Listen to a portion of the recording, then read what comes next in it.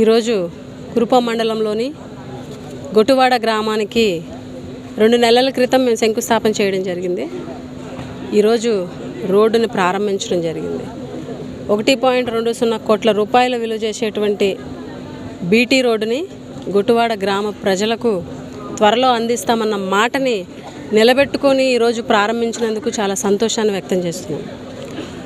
ఈరోజు కురుపాం నియోజకవర్గంలో అభివృద్ధి జరగలేదు అని చెప్పే ప్రతి ఒక్కరికి కూడా సమాధానమే ఈరోజు మేము ఓపెన్ చేసే రోడ్లు అని చెప్పి సందర్భంగా తెలియజేస్తున్నాం.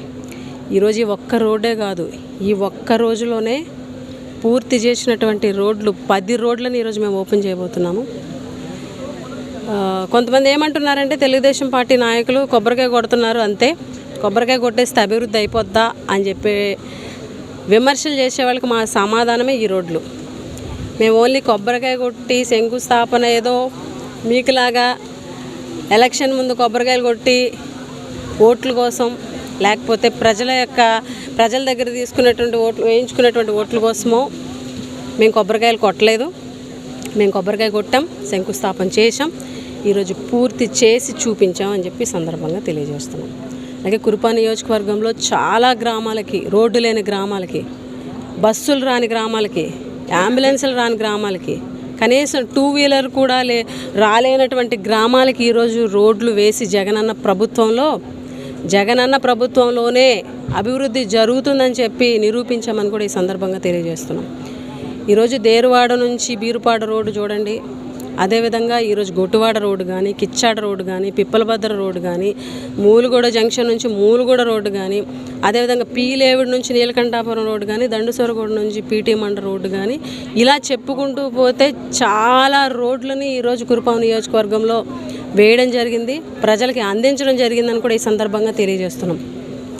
జగన్మోహన్ రెడ్డి గారి ప్రభుత్వంలో అభివృద్ధి ఎలా ఉంది అని చెప్పడానికి చిన్న ఉదాహరణ ఈరోజు ఈ గొట్టువాడ గ్రామం.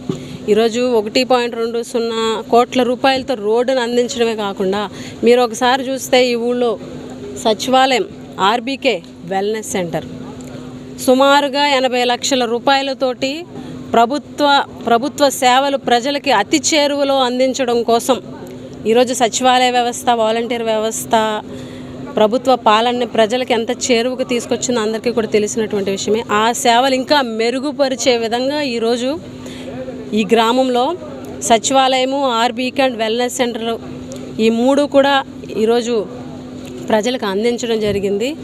ఈ ఒక్క గ్రామమే మచ్చు తునక అభివృద్ధికి. ఈ రకంగా కురుపాం నియోజకవర్గం మొత్తం కూడా ఈ 5 సంవత్సరాల్లో, వాస్తవానికి చెప్పాలంటే 2 సంవత్సరాలు కరోనాకి తీసేస్తే 3 సంవత్సరాల్లోనే మేము ఇంత అభివృద్ధి చేశాం.